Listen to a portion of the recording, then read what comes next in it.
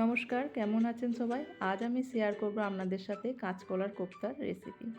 এর এর জন্য লাগছে দুটো কাঁচকলা সেদ্ধ, একটা সেদ্ধ আলু, কিছুটা ছোলার ডাল আমি ভিজিয়ে রেখেছিলাম, তার মধ্যে দিয়ে দিলাম কয়েকটা কাঁচা লঙ্কা, নারকেল, আদা। এটাকে দিয়ে আমি খুব ভালো করে মিক্সিতে বেটে নেব। চাইলে একটু জলও দিতে পারেন।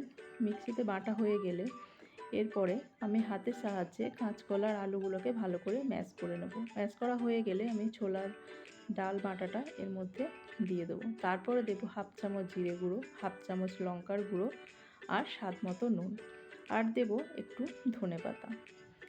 এগুলোকে দিয়ে সব একসাথে আমি ভালো করে মেখে নেব। এবার হাতের সাহায্যে আমি কোপ্তাগুলি করে নেব। অন্যদিকে ফ্রাইং প্যানে তেল দিয়ে কোপ্তাগুলি আমি একে একে ভেজে নেব। আপনারা চাইলে অন্য কোনো শেপ দিতে পারেন, আমি এটাই দিলাম। এইভাবে আমি সবগুলো দিয়ে আস্তে আস্তে ভেজে নেব। অন্যদিকে গ্রেভির জন্য আমি কিছুটা নারকেল, কিছুটা আদা আর একটা টমেটো দিয়ে ভালো করে মিক্স করে নিয়েছি।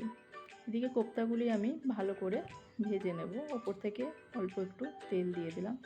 গ্রেভির জন্য অন্য কড়াইয়ে আমি কিছুটা কালো জিরে, সর্ষের তেল দিয়ে কিছুটা কালো জিরে দিয়েছি। তারপর ওই বেটে রাখা মিশ্রণটি আমি এর মধ্যে দিয়ে দিলাম। মিশ্রণটা দিয়ে মিনিট 5-7 নাড়ার পরে ঠিক এরকম হয়ে আসলে ওপর থেকে তেল ছাড়বে। তারপর দেব হাফ চামচ জিরের গুঁড়ো, হাফ চামচ লঙ্কার গুঁড়ো, ঝাল আপনারা আপনাদের স্বাদ মতো দেবেন, আর দেব হলুদ হাফ চামচ।